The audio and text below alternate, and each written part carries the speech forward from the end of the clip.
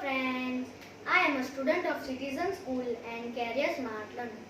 Today we will make bubble solution.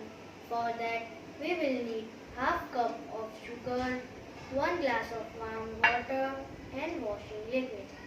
First we will take a bowl and then add half cup of sugar in it and 1 glass of warm water in it.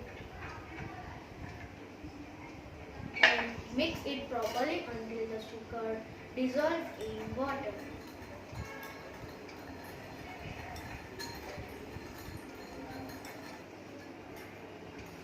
Now our sugar is properly dissolved in water.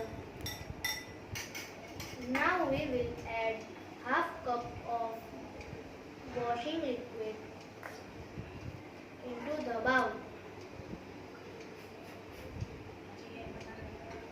and mix it properly.